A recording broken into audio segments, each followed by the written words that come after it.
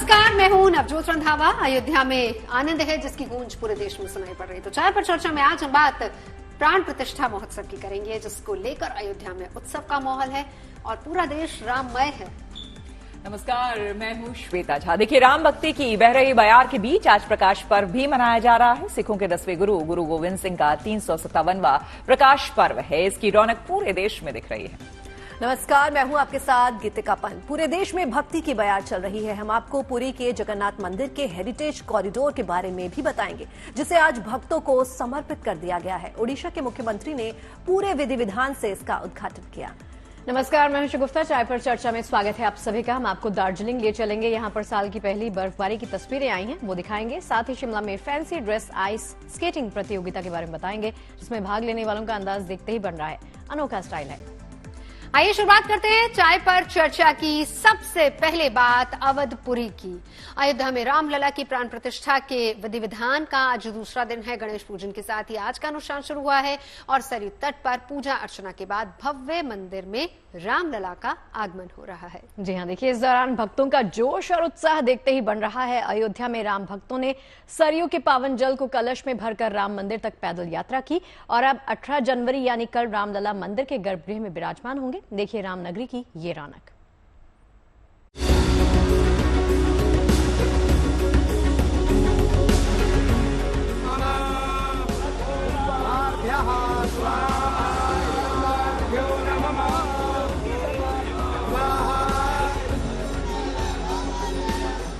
अयोध्या के रोम रोम में राम है। अवध के कण कण में रामलला का वास है।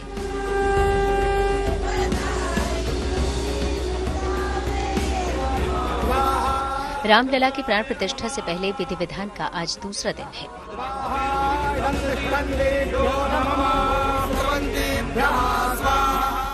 गणेश जी की पूजा के साथ दूसरे दिन का अनुष्ठान शुरू हुआ।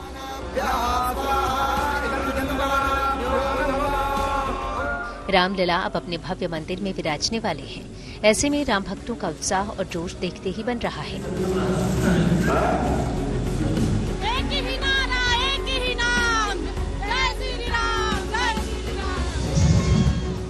मंगलवार से ही रामनगरी में भव्य उत्सव का आगाज हो चुका है। पूजा अर्चना के दूसरे दिन यानी आज रामनगरी में महिलाओं ने जल कलश यात्रा निकाली। इस दौरान राम भक्तों ने सरयू के पावन जल को अपने सिर पर कलश में रखकर राम मंदिर तक पैदल यात्रा की।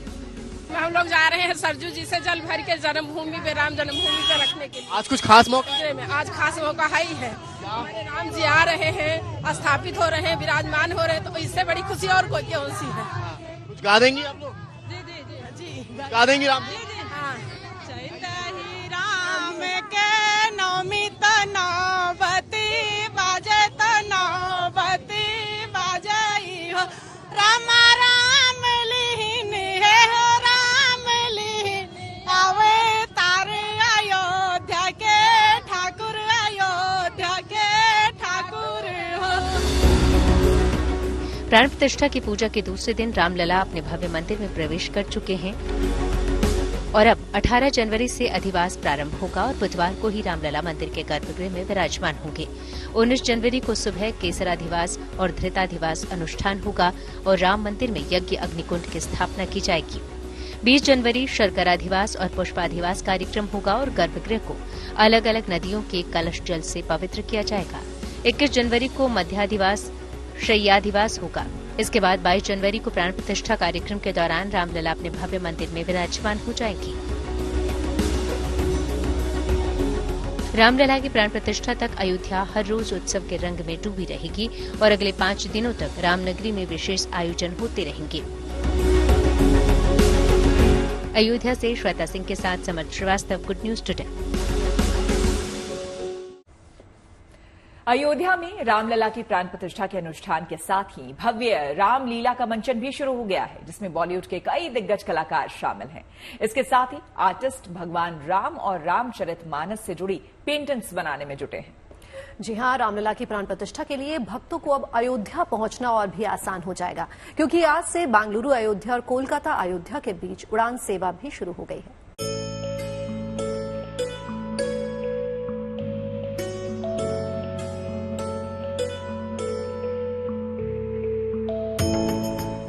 अयोध्या में प्राण प्रतिष्ठा से जुड़े विधि विधान के साथ ही रामलीला की शुरुआत भी हो गई है। सबसे पहले गणपति बप्पा की पूजा आरती हुई।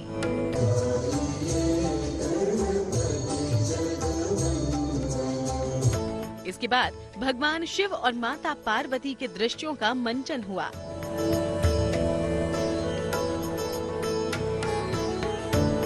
प्राण प्रतिष्ठा को लेकर हो रहे इस विशेष रामलीला में शामिल होने को लेकर कलाकार अपने आप को बहुत भाग्यशाली मान रहे हैं। इसकी खुशी उनके चेहरे पर साफ झलक रही है। करना मैं अपने आप को बहुत ही लकी समझ रहा हूँ कि ऐसा मुझे अवसर मिला यहाँ पर। और अयोध्या को जो राम मंदिर बन गया है और मैं अब वो एक चेंज देख रहा हूँ, एक कायाकल्प देख रहा हूँ पूरी नगरी में। नारायण नारायण। बहुत सौभाग्यशाली समझ रहे हैं क्योंकि पहली बार हम अयोध्या जी के एयरपोर्ट पे लैंड हुए और वो जो फ्लाइट थी, पूरी फ्लाइट में आवाजें आ रही थी, नारे आ रहे थे, जय श्री राम।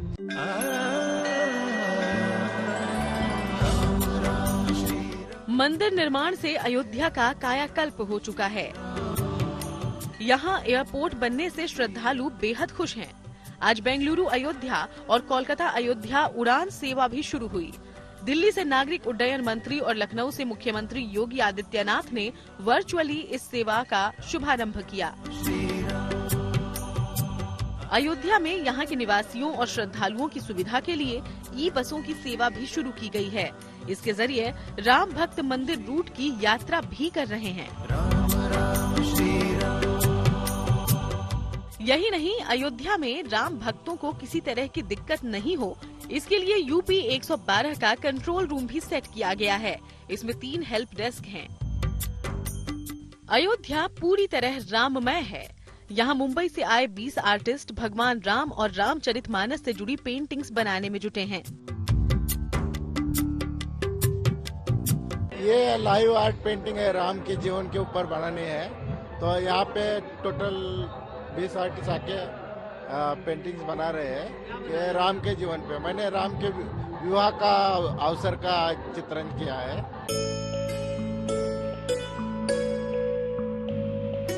सभी कलाकार रामायण से जुड़े अलग अलग प्रसंगों की पेंटिंग बना रहे हैं। अयोध्या में ऐसा अवसर मिलने को लेकर सभी खुद को बहुत ही सौभाग्यशाली मान रहे हैं।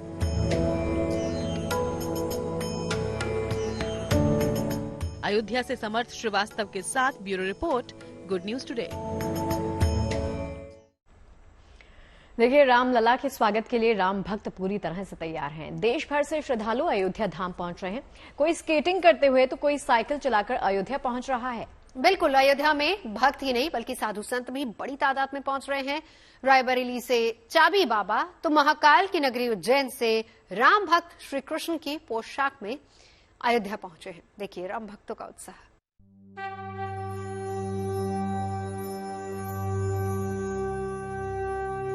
आए हैं राम आए हैं, प्रभु श्री राम आए हैं, आए हैं राम आए हैं, प्रभु श्री राम आए हैं। सालों अवधपुरी में रामलला की प्राण प्रतिष्ठा को लेकर देश भर में उत्सव शुरू हो गया है।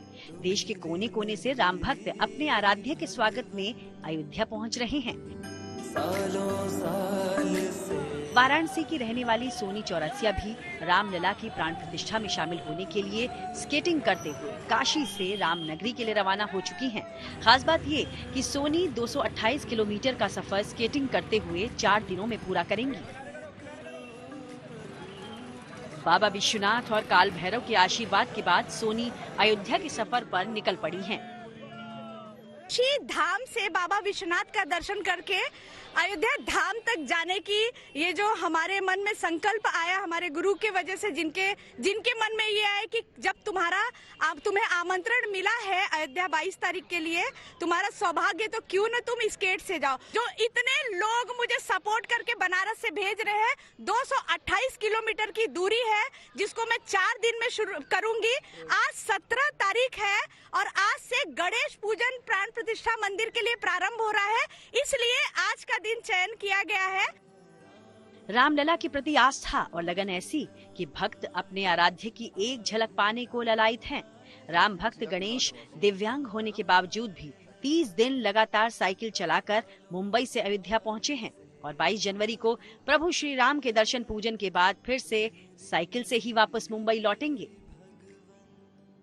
कई सालों पहले से ही इंतजार सभी लोगों को है, मुझे भी इंतजार था कि एक बार रामलला जी अपने दरबार में जाए और बैठे, और उस दिन मैं जरूर पहुंचूंगा।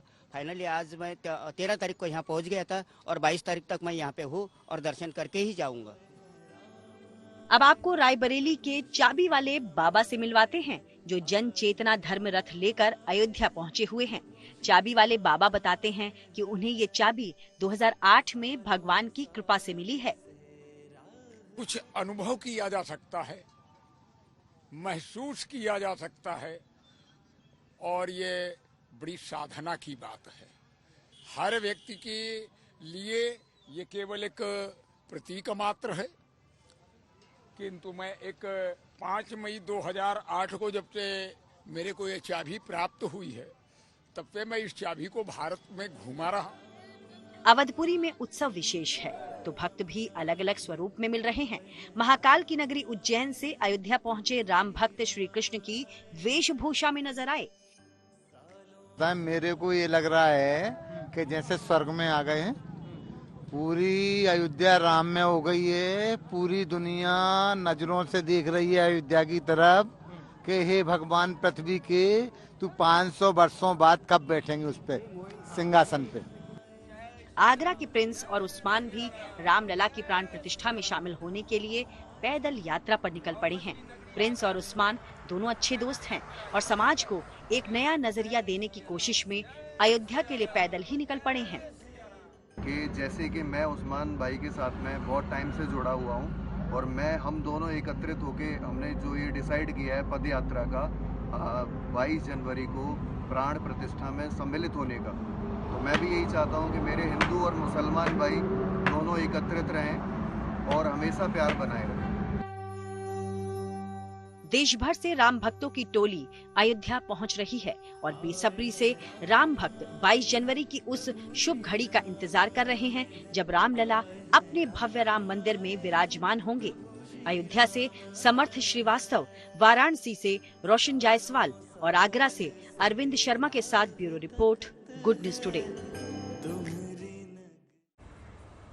अयोध्या में रामलला की प्राण प्रतिष्ठा को लेकर देश भर में उत्साह का माहौल है और देश भर में रामकाज से जुड़े कार्यक्रम हो रहे हैं। बिल्कुल, मध्य प्रदेश के शिवपुरी में छात्रों ने भव्य मानव श्रृंखला बनाई तो राजस्थान के फतेहपुर में राम भक्तों ने भजन कीर्तन करते हुए प्रभात फेरी निकाली। राम मिले मुझे, राम मिले, भारत को राजा राम मिले, राम मिले मुझे, राम मिले, भारत को राजा राम मिले।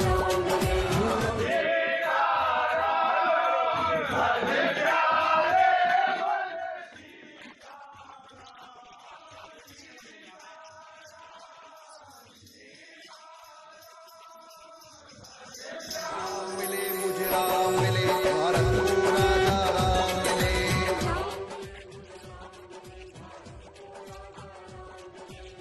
चित्रों में बहुत मिले, अब दर्पण में भी राम मिले मुझे, राम मिले, भारत को राजा राम मिले। राम मिले मुझे, राम मिले।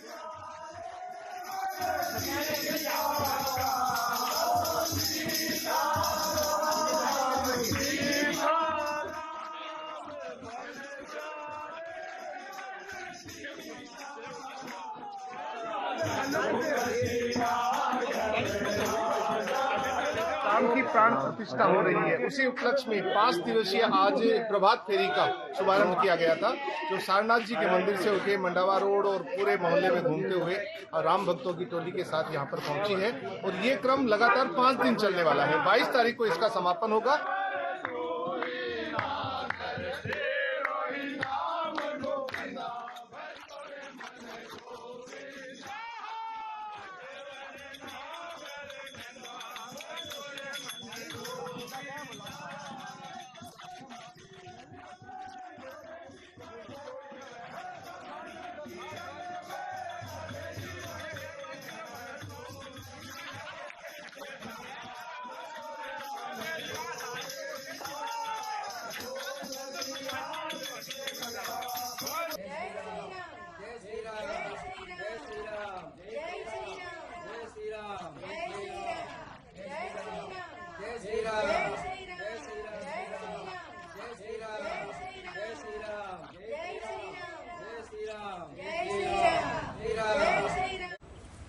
अयोध्या में प्रभु श्रीराम की प्राण प्रतिष्ठा की तैयारी जोर शोर से चल रही है। वहीं आज आपको हम एक ऐसे मंदिर के बारे में भी बताने जा रहे हैं जहां पर राम दर्शन से पहले लक्ष्मण जी से आज्ञा ली जाती है।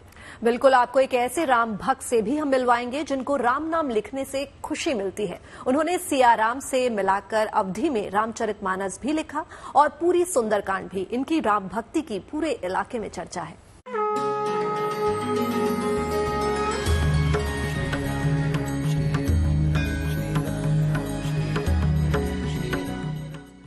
नागपुर के रामटेक में देश का एकमात्र ऐसा मंदिर है जहां प्रभु श्री राम के दर्शन से पहले उनके भाई लक्ष्मण जी का दर्शन जरूरी है।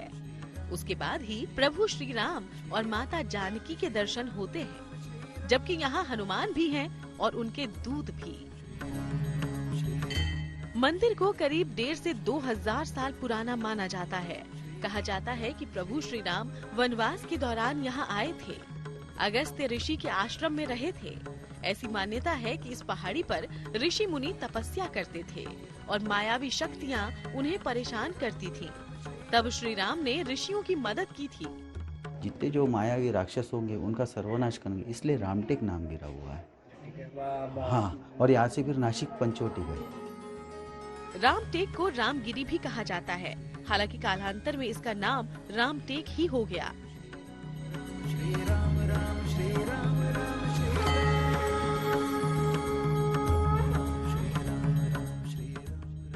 1200 पन्नों की है ये खास रामायण।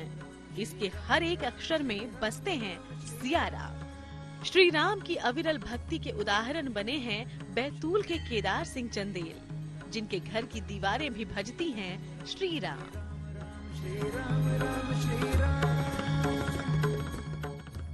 बैतूल के देवगांव में रहने वाले 65 साल के केदार सिंह ने 22 साल की उम्र में ही श्री राम नाम कागजों पर लिखना शुरू किया, जो आज भी जारी है।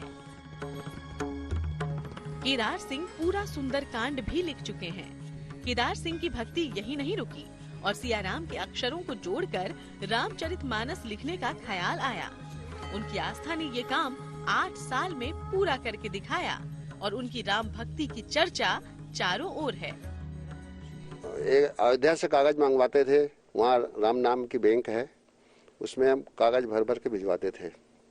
फिर ऐसा लगा कि अपन कुछ नया करें, तो सोचा कि अक्षरों पे राम नाम लिखें। तो सुंदरकांड है, इसका रामचरितमानस का 5वां सोपान है, छोटा सा है 60 दोहे का। मैंने कहा इसको लिख के देखें। तो वो तो हनुमान जी कृपा से लगभग 2 महीने में कंप्लीट हो गया। फिर लगा कि यार हनुमान जी अपने से पूरे रामायण लिखवाना चाहते हैं, तो नए सिरे से फिर बालकांड से शुरू किया।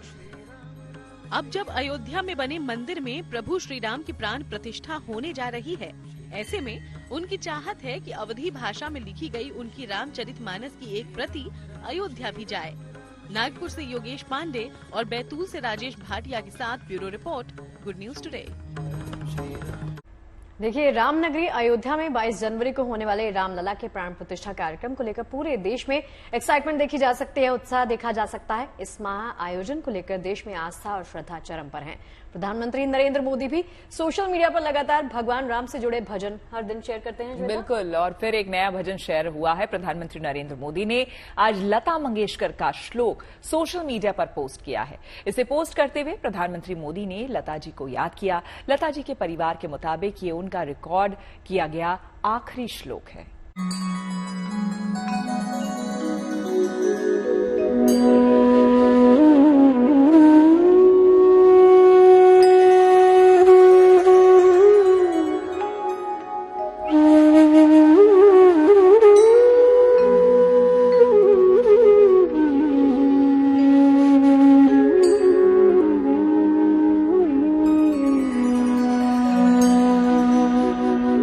माता रामो मत्पिता रामचन्द्रः माता रामो मत्पिता रामचन्द्रः स्वामी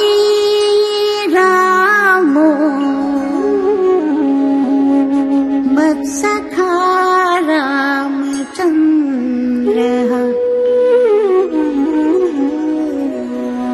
सर्वस्वं मे रामचन्द्रो दयालु नान्यं जाने नैव जाने न जाने।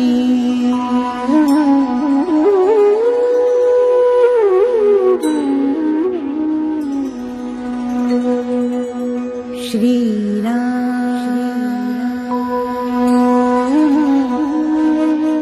श्री राम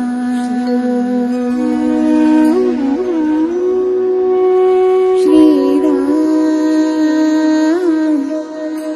श्री राम। बाद प्रकाश पर्व की सिखों के 10वें गुरु गुरु गोविंद सिंह जी का 357वां प्रकाश पर्व मनाया जा रहा है। इस खास अवसर पर देश भर के गुरुद्वारों में भव्य आयोजन किए जा रहे हैं। जी हाँ, देखिए दिल्ली के तमाम गुरुद्वारों में श्रद्धालुओं की भीड़ उमड़ी है, तो वहीं अमृतसर में बड़ी तादाद में श्रद्धालु श्री हरमंदिर साहब में अरदास के लिए पहुंच रहे हैं।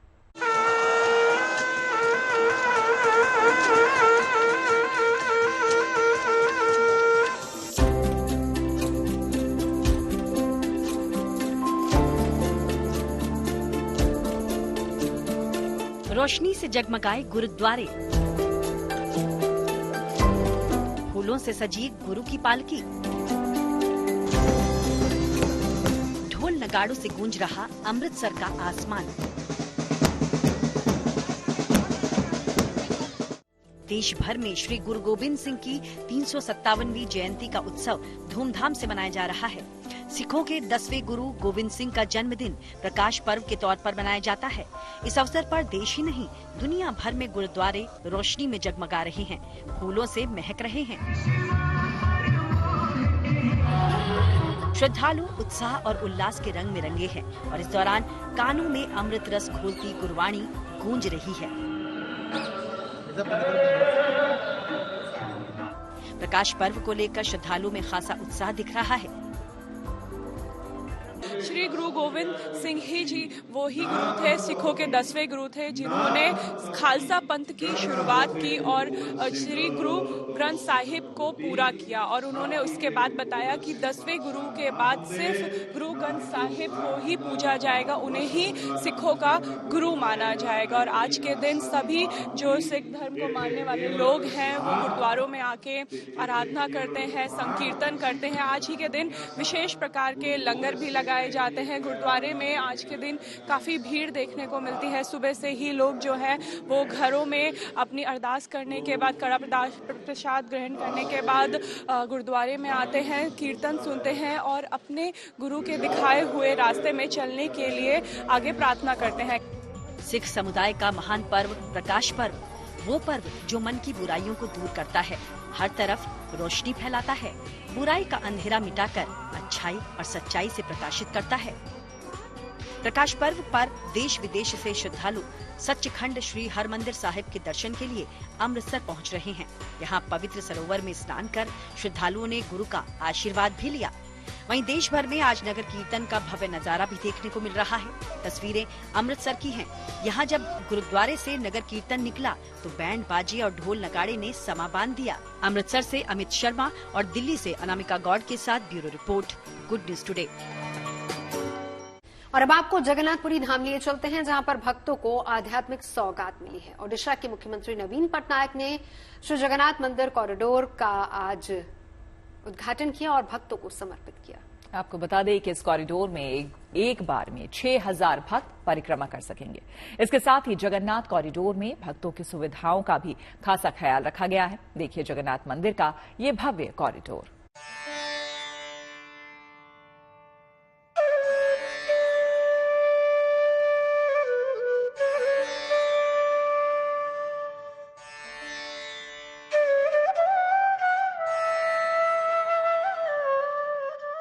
ओडिशा का पूरी शहर आस्था और उत्सव के रंग से सराबोर है। आज जगन्नाथ मंदिर का हेरिटेज कॉरिडोर भक्तों को समर्पित कर दिया गया, जिसे श्री मंदिर परिक्रमा प्रकल्प नाम दिया गया है।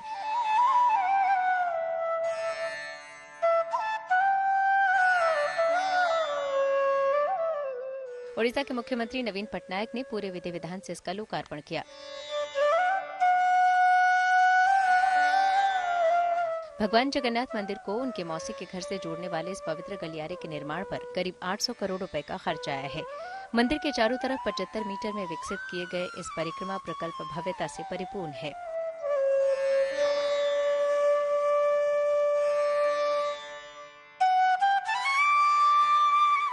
खास बात यह है कि इस कॉरिडोर के निर्माण के दौरान मंदिर की मूल संरचना में कोई बदलाव नहीं किया गया है। वैसे तो उद्घाटन समारोह 15 तारीख से ही शुरू हो चुका है, लेकिन आज उद्घाटन समारोह के समापन के बाद श्री मंदिर परिक्रमा कॉरिडोर आम भक्तों के लिए खोल दिया गया।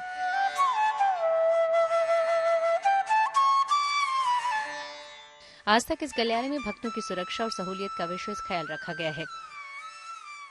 जगन्नाथ मंदिर कॉरिडोर में एक बार में 6000 भक्त परिक्रमा कर सकेंगे। कॉरिडोर के इर्द गिर्द 7 मीटर का ग्रीन बफर जोन रखा गया है। साथ ही multi level parking, clock room, rest room जैसी तमाम सुविधाओं की व्यवस्था की गई है, ताकि यहां आने वाले श्रद्धालुओं को किसी तकलीफ का सामना न करना पड़े।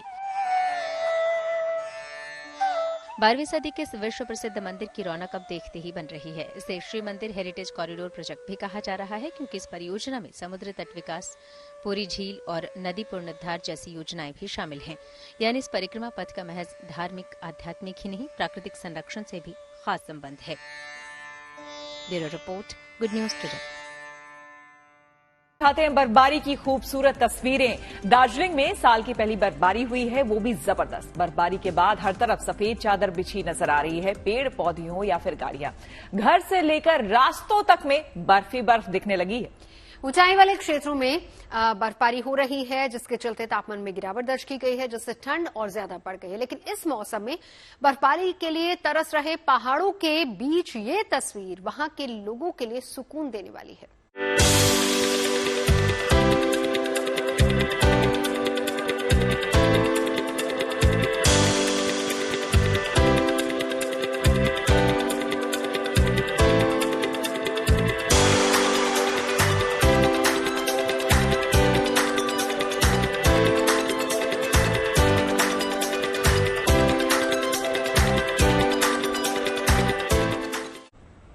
और चलिए अब आपको शिमला लिए चलते हैं, जहां पर चल रहा है आइस स्केटिंग। कड़ाके की सर्दी के बीच में सैलानी यहां आइस स्केटिंग प्रतियोगिता में खूबसूरत अंदाज में हिस्सा लेते हुए देखे गए हैं। बिल्कुल, और शिमला एडवेंचर और फैशन के शौकीनों के लिए fancy dress ice skating competition का एक अच्छा प्लेटफॉर्म है, जिसमें तरह तरह की ड्रेसेस के साथ इन दिनों भगवान राम सीता की ड्रेस का भी क्रेज है।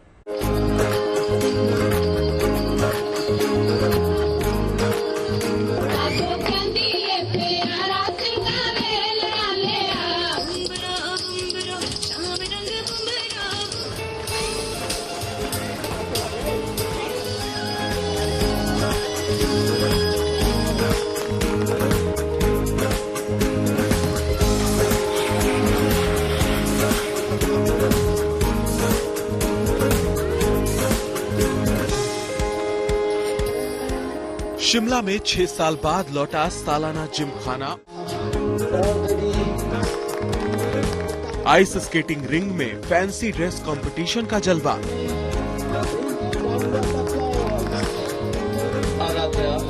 रामलला की प्राण प्रतिष्ठा से पहले राम रंग में रंगे पर्यटक।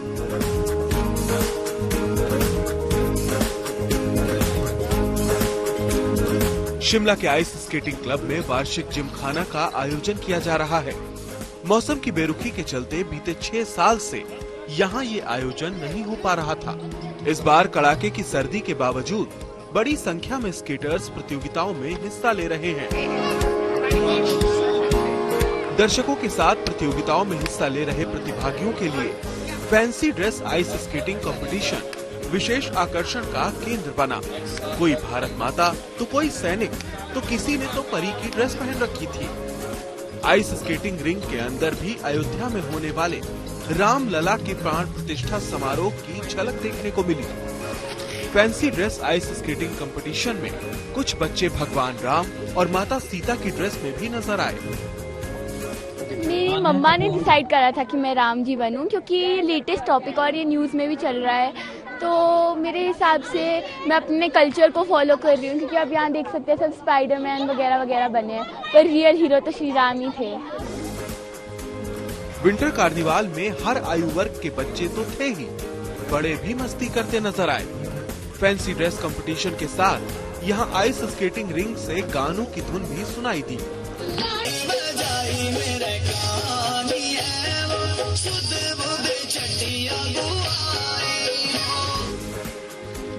दिन की रोशनी ढलने के बाद रात का नजारा तो और ही मंत्रमुग्ध करने वाला था।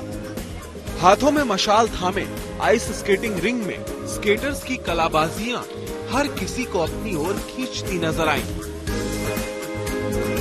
उम्र में बच्चे 10-12 साल के बच्चे, इवन 6 साल के बच्चे राम जी के अटायर में आए हैं और वो समझ रहे हैं इस चीज का महत्व। अगर हमारे बच्चे समझ रहे हैं तो ये बहुत अच्छी बात है।